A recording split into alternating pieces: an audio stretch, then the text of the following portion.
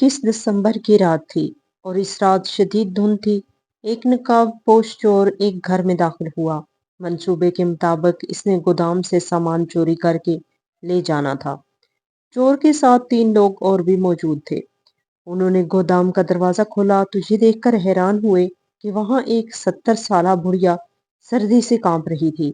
हालांकि बूढ़ी औरत ने अपने आप को चादर से ढांप रखा था, लेकिन चादर इसकी सर्दी में कमी नहीं कर रही थी। और बुढ़िया के पास आया और इससे पूछा कि यहाँ क्या कर रही हो, ये सोने की जगह थोड़ी है। जिस पर बुढ़िया ने चोर को बताया कि मेरा बेटा डॉक्टर है। खुद तो वो अपनी बीवी बच्चों के साथ हीटर लगाकर कमरे में सोता है, जबकि मुझे यहाँ गोदाम में सोने पर मजबूर करता है क्योंकि मुझे एक खांसी बहुत आती है। चोर ने जब ये सुना तो हैरान हुआ और दिल में सोचने लगा कि इस डॉक्टर से तो हम चोरी बेहतर है। कम से कम अपने वालिदैन के साथ ऐसा सलूक तो नहीं करते। इसमें एक स्याह रंग का डब्बा डॉक्टर साहब के कमरे के सामने रखा और फिर डॉक्टर की माँ को अपने साथ ले गया। सुबह हुई तो डॉक्टर साहब नींद से बेदार हुए तो कमरे के सामने स्याह रंग का बड़ा डब्बा देखकर हैरान हुए। तजस्सुस से मजबूर होकर डॉक्टर ने जब डब्बा खोला तो हैरान हुआ क्योंकि इसमें जीनत का एक अच्छे घर से रिश्ता तय हुआ। तो जीनत सहेलियां बार बार इसके पास आ रही थी, इसे मुबारकबाद पेश कर रही। जीनत का मुंह लटका हुआ था। वो अपनी दोस्तों से यही कह रही थी कि मैं तो लड़के के बारे में जानती नहीं, ना ही इसके खानदान के बारे में। बस अचानक मेरा रिश्ता तय कर दिया गया। जिस पर जीनत की दोस्त गुलशन ने इससे कहा, तुम तो पगली अजीबोगरीब बातें कर रही हो। क्या किसी का वालिदैन बगैर सोचे समझे अपनी बेटी का रिश्ता तय कर देते हैं? चचा रहीम बख्श ने कुछ सोच कर ही तुम्हारा रिश्ता तय किया होगा। और हमने तो सुना है बहुत अमीर लोग हैं, अपनी गाड़ी भी है और लड़के का शहर में अपना कारोबार है। और तुम्हें क्या चाहिए? नाशुक्री मत किया करो, अल्लाह ताला की नाराजगी होती है। जीनत यही कहने लगी कि मैं नाशुक्री नहीं कर रही, बस चूंकि वो लोग गैर हैं लिहाजा मैं दिल की तसल्ली चाहती थी। खैर अब तुम मेरे नसीब के बारे में दुआ करना। कुछ माह बाद जीनत की शादी हुई और अख्तर जीनत को ब्याह कर अपने घर ले आया। जीनत के इलाके से 50 किलोमीटर दूरी पर ये एक गांव था। मुंह दिखाई में जीनत को एक कीमती सोने की अंगूठी भी दी। घर भी अच्छा था जैसा कि जीनत ने लोगों से सुना था, मगर अख्तर के घर वाले अजीब थे। घर के अफराद की एक दूसरे के साथ नहीं बनती थी। अख्तर की बहनें भी जीनत को अजीबोगरीब नजरों से देखती थी, जबकि इसकी माँ बीमार रहती थी। और शादी की पहली रात ही अख्तर ने जीनब से यही कहा कि मेरी गैर मौजूदगी में मेरी माँ का बहुत ख्याल रखना है, तुम्हें ये तुम्हारी जिम्मेदारी है।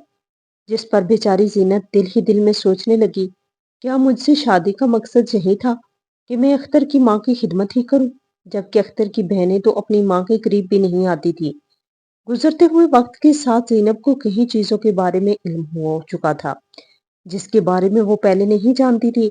जैसा कि इसे इस बात का पता चला कि गांव वालों की अख्तर के साथ नहीं बनती और एक दूसरे के घर आना जाना भी नहीं, हालांकि इनकी कोई दुश्मनी भी नहीं थी।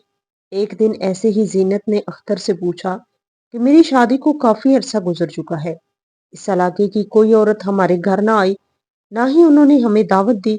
हमारे यहाँ तो ऐसा बिल्कुल नहीं होता। जिस पर अख्तर ने मुस्कुराकर कहा कि ये लोग जलते हैं मुझसे, और तुम तो जानती हो कि हसद का कोई इलाज नहीं। मेरी तरक्की से जर रहे हैं। मेरा बाप मजदूर था, हमारे कच्चे से घर थे। घर क्या, बस एक झोंपड़ी थी जिसकी चार दीवारी भी नहीं थी। बस इसी बात की जलन है कि मजदूर का बेटा इतना आगे क्यों आ गया। मगर तुम्हें इन बातों के बारे में सोचने की कोई जरूरत नहीं। हमें किसी की कोई परवाह नहीं, क्योंकि हम किसी के घर से नहीं खाते। मेरा शहर में कारोबार है, मैं मेहनत करता हूँ, मेहनत की कमाई से ही खाता हूँ। मुझे किसी की कोई परवाह नहीं। जीनत ने अख्तर से कहा कि आप क्या काम करते हैं शहर में? जिस पर इसने बताया कि मेरा प्रॉपर्टी डीलिंग का बिजनेस है। अच्छा, मैं जरूरी काम के सिलसिले में जा रहा हूँ, माँ का ख्याल रखना। वैसे तो मुझे बार बार कहने की कोई जरूरत नहीं, क्योंकि मैं जानता हूँ कि तुम माँ का ख्याल रखती हो, लेकिन फिर भी तुमसे कह रहा हूँ कि गफलत नहीं करना, क्योंकि माँ की तबीयत खराब रहती है। जीनत शोर के अल्फाज सुनकर खामोश हो गई। हालांकि इस दिल में ये आया कि मैं अपने शोर से कहूँ कि वो तो इसकी सकी बेटियां हैं, लेकिन वो माँ के करीब क्यों नहीं आती। इस मोहल्ले में एक शादी हुई। शादी की तकरीब में जीनत बन संवर कर गई, मगर मोहल्ले की कोई लड़की इससे बात नहीं करती थी। हालांकि जीनत ने खुद सलाम किया और बात करने की कोशिश भी की। फिर मोहल्ले की एक औरत से जीनत की बात शुरू हुई और इस औरत ने जीनत को बताया, मोहल्ले वाले आपके शोर अख्तर से नाराज हैं और इससे बोलना भी छोड़ दिया, क्योंकि अख्तर ने मोहल्ले वालों को बेवकूफ बनाया था। तकरीबन हर घर के पैसे देने हैं इसने। इस गांव के हर घर से 50,000 रुपया इसने लिया और वादा किया कि 2 माह बाद डबल पैसे वापस करूंगा, लेकिन फिर 1 रुपया भी वापस ना किया। पुलिस में रिपोर्ट दर्ज कराई गई तो अख्तर ने पुलिस को भी काफी खिलाया, लिहाजा वो भी अख्तर के खिलाफ किसी किस्म का एक्शन नहीं लेते। हमने तो जहां तक सुना है कि आपका शोर शहर में भी मंशियात का धंधा करता है, मुख्तलिफ इलाकों में ड्रग सप्लाई करता है। ये सुनकर जीनत के रोंगटे खड़े हो गए। पहले तो वो यही सोच रही थी कि गांव वाले जो बातें कर रहे हैं इसमें कोई हकीकत नहीं, क्योंकि ये मेरे शोहर से जलते हैं। मगर आहिस्ता आहिस्ता ये बात इसे समझ आना शुरू हुई, दाल में कुछ काला जरूर है, क्योंकि अख्तर अपने काम के बारे में खुलकर जीनत को नहीं बताता था। और जब जीनत ने कहा था कि मैं आपके साथ शहर जाना चाहती हूँ, आपका ऑफिस देखना चाहती हूँ, तो वो खामोश हो जाता था। बस यही कहता कि तुम्हें लेकर जाऊंगा, लेकिन कभी साथ लेकर ना गया। तो इस तरह की बातें जीनत को मजीद शक में मुब्तला कर रही थी। एक दफा अख्तर वॉशरूम में नहा रहा था, जबकि इसकी कमीज बेड पर पड़ी थी। जीनत ने महसूस किया कि कमीज की जेब काफी भारी है। इसने कमीज जैसे ही चेक की तो इसमें सफेद रंग के पैकेट थे। जीनत मंशियात के बारे में तो ज्यादा नहीं जानती थी, लेकिन इसे शक जरूर गुजरा कि ये कोई न कोई ऐसी चीज जरूर है और मोहल्ले वाले ऐसे ही अख्तर के पीछे नहीं पड़े हुए। कुछ ना कुछ तो गलत धंधा तो ये भी है, जरूर कर रहा है। अचानक अख्तर वॉशरूम से बाहर आया तो जीनत इससे पूछने लगी कि ये क्या है। अख्तर इससे कह रहा था कि ये दुआ है, तुमने इसे जेब से क्यों निकाला। जीनत ने माजरत की, लेकिन इसने एक पैकेट छुपा लिया था कि किसी से पूछूंगी कि ये क्या है। फिर घर जाकर इसने अपनी बहन को ये पैकेट दिखाया था और कहा था कि ये अख्तर की जेब में था, मैंने इसे छुपा लिया। जब मैंने इससे पूछा तो कह रहा था कि ये कोई दवा है। मैं तुमसे पूछना चाह रही हूँ कि ये किस किस्म की दवा है।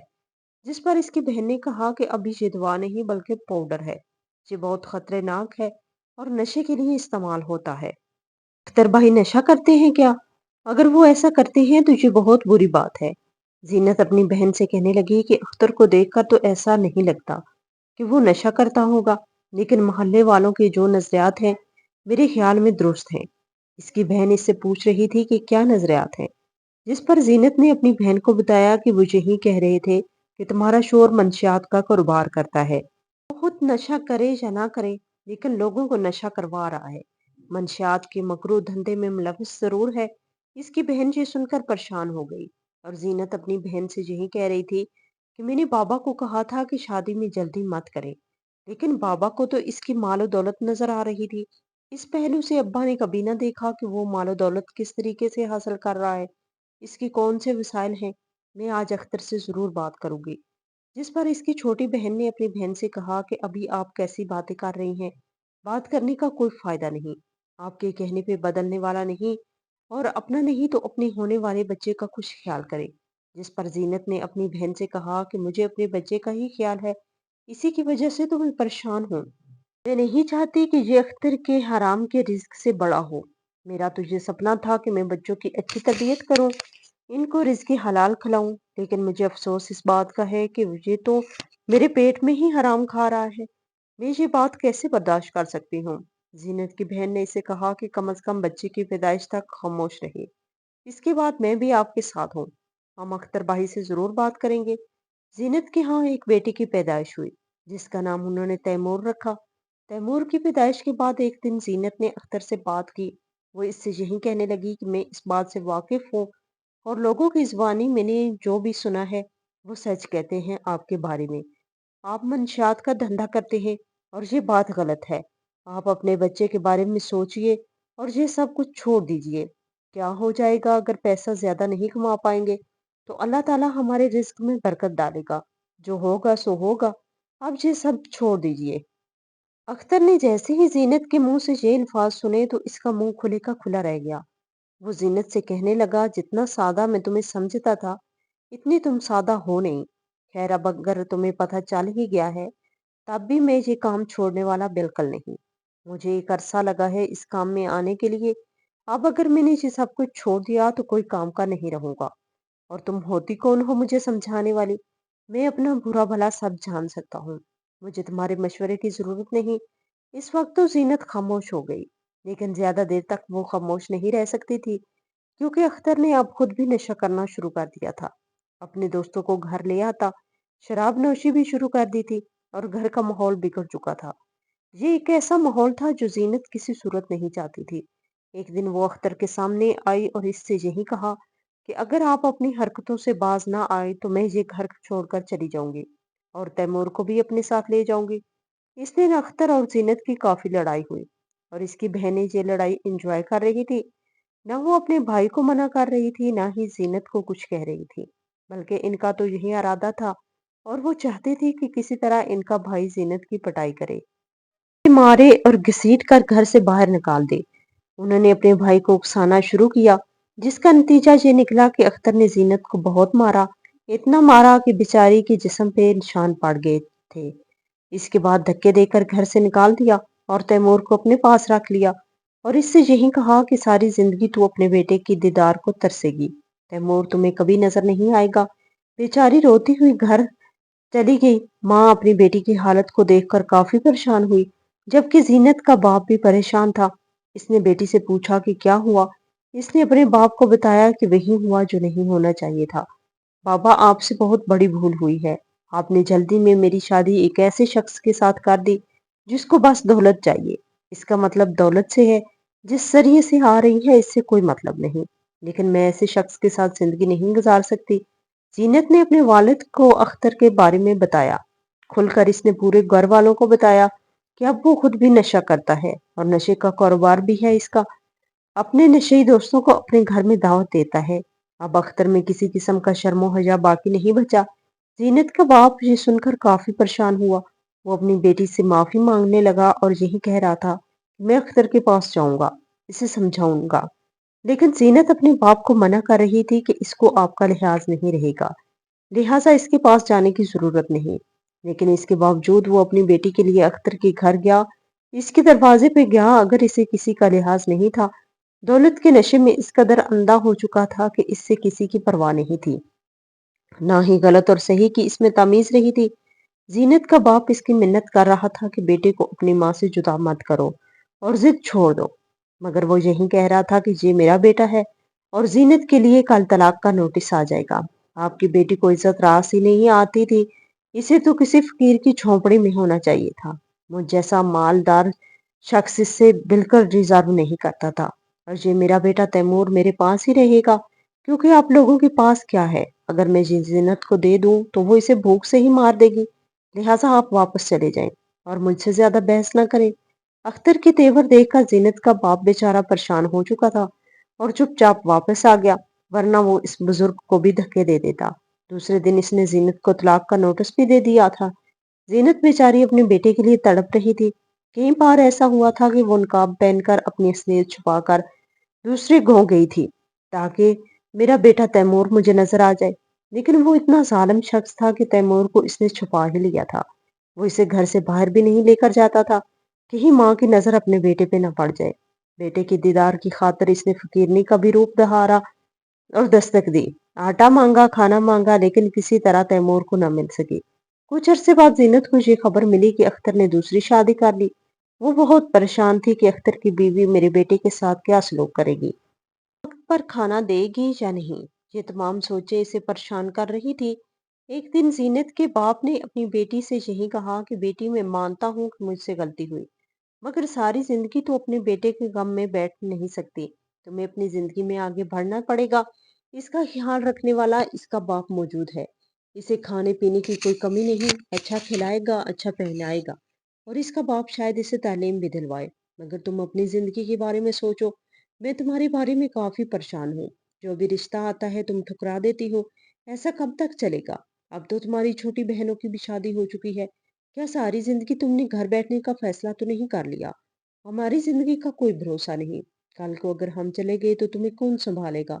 तुम्हारा कौन ख्याल रखेगा? तुम इस घर में कैसे रहोगी? दुनिया में अच्छे लोगों की कमी बिल्कुल नहीं। मैंने अपने एक अच्छे दोस्त से तुम्हारे रिश्ते की बात की है। इसके ज़िम्मे लगाया है कि अगर कोई अच्छी फैमिली है तो मुझे ज़रूर बताना। बेटी एक प्रोफेसर साहब हैं जिसकी बीवी का इंतकाल हो चुका है। 2 मासूम बच्चे हैं। इसे एक ऐसी औरत की तलाश है जो इसके घर को सँभाले, इसके बच्चों का ख़्याल रख सके। बेटी मैं जानता हूँ कि तुम्हारी ममता तैमूर के लिए परेशान है। तैमूर को तुमसे जुदा किया गया, लेकिन वो भी तो किसी के बच्चे हैं, जिनकी माँ अभी इस दुनिया में नहीं रही। तुम इस घर में जाकर इन बच्चों को इनकी माँ लौटा सकती हो। इनको माँ की मोहब्बत दे सकती हो सकता है इन बच्चों के वसीले तुम्हें तुम्हारा तैमूर वापस मिल जाए। क्योंकि जो किसी दूसरे के लिए भलाई का इरादा कर रखता है तो अल्लाह ताला इसे भी भलाई अता करता है और इसके दिल को राहत देता है। मैं कल तुमसे दोबारा पूछूंगा तो मुझे अपने फैसले के बारे में आगाह कर देना। जीनत सारी रात सो ना सकी। वो बार बार अपने बाप की बात पे गौर कर रही थी। इन मासूम बच्चों के बारे में सोच रही थी जिनको अभी तक इसने देखा भी नहीं था। लेकिन चूंकि वो खुद एक बच्चे की माँ थी, वो जानती थी कि औलाद की मोहब्बत क्या होती है और बच्चे अपनी माँ के बगैर कैसा महसूस करते हैं। सुबह हुई तो इसने अपने बाप को अपने फैसले के बारे में आगाह किया और कहा कि मुझे ये रिश्ता कबूल है। जीनत एक नेक इरादे से प्रोफेसर साहब से शादी कर रही थी, क्योंकि इसने प्रोफेसर साहब की भी काफी तारीफ सुनी थी। वो अपनी बीवी के साथ बहुत पुरखलूस था और इसकी मौत पर बिल्कुल खामोश हो गया था। अपने बच्चों के बारे में फिक्रमंद था। जीनत की प्रोफेसर के साथ शादी हुई। प्रोफेसर साहब का एक बेटा था जिसका नाम जीशान था। वो 5 बरस का था जबकि इसकी छोटी बहन रहीला 3 बरस की थी। रहीला तो काफी हद तक जीनत के साथ मानूस हो चुकी थी। इसके साथ सोती थी, लेकिन जीशान किसी सूरत जीनत को दिल से कबूल नहीं कर रहा था। हालांकि वो सिर्फ 5 साल का था, लेकिन फिर भी अपने बाप से यही कहता था कि ये औरत कौन है? आपने इससे क्यों शादी की? ये मेरी माँ नहीं, मैं इससे नफरत करता हूँ। इस तरह की वो बातें करता जिस पर प्रोफेसर साहब अपने बेटे को समझाते थे और 1-2 बार तो इसे मारा भी था। जिस पर जीनत ने प्रोफेसर साहब से यही कहा कि जीशान बच्चा है। वो जो कहता है, जैसे बातें करता है, आपको सीरियस लेने की जरूरत नहीं। जितनी मोहब्बत रहीला से करती हूँ, ज़िशान भी मुझे उतना ही प्यारा है। खुदारा आप कभी दोबारा इस पे हाथ मत उठाना, क्योंकि मुझे तकलीफ होती है। ऐसा महसूस होता है कि आपने मुझे मारा। एक बच्चा मुझसे वैसे ही छिन चुका है। मैं ज़िशान को अपना बनाना चाहती हूँ, इससे प्यार करना चाहती हूँ। वक्त के साथ साथ सब ठीक हो जाएगा। मगर ज़िशान जैसे जैसे बड़ा होता गया, इसके रवैये में किसी किस्म की तब्दीली न आई, बल्कि बढ़ती हुई उम्र के साथ वो ज्यादा हठ धर्म और जिद्दी हो रहा था और इसकी नफरत जीनत के लिए रोज बरोज बढ़ रही थी। जीनत ये चीज जाहिर तो नहीं करती थी, ना ही इसने प्रोफेसर साहब के सामने ये बात की थी, लेकिन दिल ही दिल में वो काफी परेशान थी। वो सोच रही थी कि छोटा सा बच्चा मुझसे इतनी नफरत क्यों करता है, हालांकि मैं तो इसका बहुत ख्याल रखती हूँ। इसके खाने पीने का, पहनने का। हर वक्त अल्लाह ताला से दुआ करती थी कि बच्चे के दिल में इसके लिए मोहब्बत डाल दे। वक्त तेजी के साथ गुजर रहा था। जिशान अब जवान हो चुका था। रहीला भी यूनिवर्सिटी में पढ़ रही थी, जबकि जिशान एमबीबीएस करने के बाद डॉक्टर बन चुका था। प्रोफेसर साहब काफी बूढ़ा हो चुका था और जीनत हर वक्त इसकी खिदमत में लगी रहती है। दिन वो प्रोफेसर साहब को अपने हाथों से खाना खिला रही थी। खाना खिलाने के बाद इसने प्रोफेसर साहब का मुंह साफ किया और वापस जाने लगी, तो प्रोफेसर ने इसे अपने पास बैठाया और फिर रोकर इससे कहने लगा, जीनत मुझे माफ कर देना। जिस दिन से तुम इस घर में आई हो, इस घर के साथ वफादारी की, मेरे बच्चों को प्यार दिया, मेरे बेटे जिशान की हर बदतमीजी बर्दाश्त की, लेकिन मैं तुमसे माफी इस बात से मांगता हूँ, जिशान की वजह से तुम्हारा बहुत दिल दुखा। इसके रवैये ने तुम्हें तकलीफ दी। मैं जानता हूँ कि पिछले 20 साल से तुम सिर्फ एक नजर के इंतजार में हो, एक प्यार भरी नजर जो जिशान तुम्हारी तरफ देखे। लेकिन पता नहीं मेरी तरबियत में ऐसी कौन सी कमी रह गई थी कि मेरी लाख समझाने के बावजूद जिशान तुम्हारा ना हो पाया। इसकी नफरत में कभी कमी ना आ सकी। मैं इन तमाम बातों के लिए माजरत हुआ हूँ। जिस पर जीनत ने प्रोफेसर साहब से कहा कि आप कैसी बातें कर रहे हैं? जिशान मेरा बेटा ना बन सका तो कोई बात नहीं, मैं तो इसे अपना बेटा समझती हूँ और रहीला की नजर में भी मुझे अपनी बेटी मिली है। बस आप ऐसी बातें सोचकर अपने आप को परेशान मत करें। अल्लाह ने चाहा तो सब बेहतर हो जाएगा। मैं तो हर नमाज के बाद आप भी जिशान के लिए दुआ करती हूँ। रहीला की तालीम मुकम्मल हुई तो इसकी शादी कर दी गई। जीनत इस दिन बहुत रोई थी जब रहीला इस घर से रुखसत होकर जा रही थी, क्योंकि इस घर में वाहिद यही तो एक लड़की थी जो जीनत को सकी माँ से बढ़कर प्यार करती, भाई के रवैये के लिए हर वक्त माजरत करती। बहुत अच्छी लड़की थी। اور رحیلہ کے جانے کے بعد اسے گھر بہت خالی خالی سا محسوس ہو رہا تھا۔ رحیلہ کی شادی کے 2 سال بعد ذیشان نے بھی شادی کی، مگر یہ زینت کی بدقسمتی تھی کہ ذیشان کی بیوی کا رویہ بھی زینت کے ساتھ کچھ اچھا نہیں تھا۔ اپنے شوہر کو دیکھتے ہوئے وہ بھی زینت کے ساتھ سختی سے پیش آتی اور اسے گھر کی ملازمہ ہی سمجھتی تھی، اور یہ سارا قصور ذیشان کا ہی تھا، کیونکہ اس نے پہلے دن سے ہی اپنی بیوی سعدیہ کے دل میں زینت کے لیے نفرت ڈال دی تھی۔ ذیشان کی شادی کے 1 سال بعد پروفیسر صاحب بھی اس دنیا سے رخصت ہو گئے۔ دوسرے لفظوں میں زینت کی دنیا ویران ہو چکی تھی۔ اب وہ مکمل طور پر ذیشان اور اس کی بیوی کی رحم و کرم پر تھی، مگر افسوس کہ ان دونوں کو کبھی بھی زینت پہ رحم نہ آ سکا۔ بڑھتی ہوئی عمر کے ساتھ وہ ذیشان اور اس کی بیوی کی محتاج ہو رہی تھی۔ اب تو وہ دونوں زینت سے اس قدر تنگ تھے کہ گھر میں اس کی موجودگی کو بھی برداشت نہیں کر سکتے تھے۔ ذیشان کے بچوں سے وہ پیار کرتی تو ذیشان اور اس کی بیوی سے منع کرتے تھے کہ ہر وقت ہمارے بچوں کے پاس مت آیا کرو۔ بیچاری ہر وقت کھانسی تھی تو بجائے اس کے علاج کرانے کی ذیشان نے اس پر چلاتا تھا۔ اسے غصہ آتا تھا، یہ تو ہماری وجہ سے میری نیند پوری نہیں ہوئی۔ پہلے تو وہ ذیشان کے ساتھ والے کمرے میں بیچاری اکیلی ہوتی، پھر ذیشان نے اپنی بیوی کے مشورے پر ہی زینت کو گودام میں شفٹ کیا کہ کھانسنے کی آواز ان تک نہ پہنچ سکے۔ زینت اپنی قسمت پہ بہت روتی تھی۔ عمر کے اس حصے میں بھی اسے اپنا بیٹا بہت یاد آتا تھا۔ وہ اپنے بیٹے تیمور کے بارے میں کچھ نہیں جانتی تھی کہ وہ کہاں ہے، زندہ ہے یا نہیں، لیکن اس سے یاد کر کے روتی تھی۔ پروفیسر صاحب کو بھی بہت یاد کرتی تھی، جو کہ وہ بہت اچھے تھے۔ زینت کے ساتھ اس کا رویہ بھی بہت اچھا تھا، جس کو زینت بھلا نہ پائی۔ یہ 21 دسمبر کی رات تھی، شدید سردی تھی اور دھند اتنی زیادہ تھی کہ ایک ہاتھ کو دوسرا ہاتھ سجائی نہیں دیتا تھا۔ ایک چور اپنے 3 ساتھیوں کے ساتھ ذیشان کے گھر میں داخل ہوا۔ ان کو خبر ملی کہ گودام میں مہنگی دوائیوں کا سٹاک پڑا ہے۔ وہ ایک کرائے کی ٹیکسی پر آئے تھے۔ ٹیکسی گھر کے سامنے گلی میں کھڑی کی تھی۔ جبکہ انہوں نے گودام کا دروازہ توڑا اور اندر داخل ہوئے تو حیران ہو گئے کہ ایک بوڑھی عورت سردی کی وجہ سے کانپ رہی ہے، حالانکہ رات کے 2 بج چکے تھے۔ چوروں کا لیڈر زینت کے سامنے آیا اور کہا کہ تم یہاں گودام میں کیا کر رہی ہو؟ زینت نے رو کر کہا کہ بیٹا، مجھے میرے بیٹے نے گودام میں رہنے پر مجبور کیا ہے تاکہ میرے کھانسنے کی آواز ان تک نہ پہنچ سکے۔ خود وہ اپنی بیوی بچوں کے ساتھ ہیٹر لگا کر کمرے میں سوتا ہے اور مجھے یہاں سونے پہ مجبور کیا۔ یہ سن کر چور کو کافی حیرت ہوئی اور دل میں سوچنے لگا کہ اس سے اچھے تو ہم چور ہیں۔ اس کے ڈاکٹر ہونے کا کیا فائدہ جو اپنی ماں کا خیال نہ رکھ سکے، حالانکہ میں اپنی ماں کے لیے ترس رہا ہوں۔ کبھی زندگی میں ماں کی ممتا نصیب نہیں ہوئی۔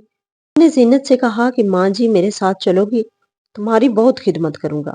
زینت نے کہا بیٹا تم تو چوری کرنے آئے تھے، جس پر اس نے کہا ہاں میں چوری کرنے آیا تھا، لیکن اب ارادہ بدل چکا ہے۔ اس نے ایک بڑا سا ڈبہ ذیشان کے کمرے کے سامنے رکھا، پھر زینت کو اپنے ساتھ لے کر چلا گیا۔ ذیشان صبح بیدار ہوا نیند سے اور دروازہ کھولا تو دیکھا کہ کمرے کے سامنے ایک کالے رنگ کا ڈبہ پڑا ہے جس پر ٹائمر لگا ہوا ہے۔ وہ پریشان ہوا، خوف کے مارے اس نے اپنی بیوی بچوں کو نیند سے بیدار کیا اور گلی سے باہر آ گیا۔ محلے والوں کو جمع کرنے لگا کہ کسی نے میرے کمرے کے سامنے بام رکھا ہے۔ محلے والے بہت پریشان تھے۔ انہوں نے ایک ٹیم کو بلایا اور ٹیم ذیشان کے گھر میں داخل ہوئی۔ ٹائمر کی آواز ابھی تک آ رہی تھی۔ انہوں نے بکس کھولا تو حیران رہ گئے، پھر جلدی سے ذیشان کو بلایا۔ اس ڈبے کے اندر ایک پلاسٹک کا کھلونا تھا جو بج رہا تھا اور ساتھ ہی ایک خط پڑا تھا۔ خط میں لکھا تھا کہ شرم سے ڈوب مرو، آج ایک چور بھی تم پہ بازی لے گیا۔ میں چوری کرنے آیا تھا لیکن تمہیں اتنا بھی قابل نہیں سمجھتا کہ تمہارے گھر کی کوئی چیز لے جاؤں۔ ہاں البتہ ماں جی کو میں اپنے ساتھ لے آ گیا ہوں۔ وہ دن دور نہیں جب تمہارا بیٹا بھی تمہیں اسی گودام میں پھینک دے گا تاکہ تمہارے کھانسنے کی آواز اس کی نیند خراب نہ کر سکے۔ زینت چور سے اس کا نام پوچھ رہی تھی اور یہ بھی کہہ رہی تھی کہ یہ کام چھوڑ کیوں نہیں دیتے۔ آدمی نے زینت کو بتایا کہ بچپن میں ماں کا انتقال ہو چکا تھا، سو تیری ماں نے میرے باپ کو اتنا بھڑکایا کہ اس نے بھی مجھے گھر سے نکال دیا۔ غلط دوستوں کی محفل میں بھی بگڑ چکا تھا۔ باپ نشئی تھا، پتہ چلا کہ وہ مر گیا، لیکن اس سے اتنی نفرت تھی کبھی اس کی قبر پر نہ گیا۔ زینت نے اس کے باپ کا نام پوچھا تو اس نے کہا میرا نام تیمور ہے اور اس کے باپ کا نام اختر۔ زینت جلدی سے اس کی قمیض کے بٹن کھولنے لگی، اس کی گردن کا نشان دیکھا تو رونے لگی اور اسے سینے سے لگایا اور کہا تو میرا تیمور ہے، یہ تمہاری گردن پر پیدائشی نشان ہے۔ تیمور کو گلے سے لگا کر روتی رہی، پھر ماں کے کہنے پر اس نے ہمیشہ ہمیشہ کے لیے چوری پیشے کو خیر آباد کہہ دیا، اپنے گناہوں سے توبہ کی پھر دوستوں کے ساتھ مل کر چھوٹا موٹا کاروبار کرنے لگا۔ اللہ تعالیٰ نے اس کے کاروبار میں برکت ڈالی اور وہ کافی مالدار بن گیا۔ زینت نے ہی اپنے بیٹے کی شادی کی۔ زندگی کے آخری ایام زینت نے کافی اچھے گزارے، مگر ایک بار اس نے تیمور سے یہ ضرور کہا کہ مجھے اپنے باپ کی قبر پہ لے جا۔ کچھ باتیں اس سے پوچھنی ہیں، نہ چاہتے ہوئے بھی تیمور اپنی ماں کو اختر کی قبر پہ لے گیا۔ زینت رو رو کر اختر کی قبر پہ یہی کہہ رہی تھی کہ تجھے کیا حاصل ہوا؟ جس پیسے کے پیچھے تو پاگل تھا وہ کہاں ہے؟ جس بیٹے کو تو نے ایک ماں سے جدا کیا تھا، آج وہ بیٹا اپنی ماں کو واپس مل گیا۔ تمہارے کیا حالات ہیں؟ ساری زندگی گناہوں میں گزار کر کیا حاصل کیا؟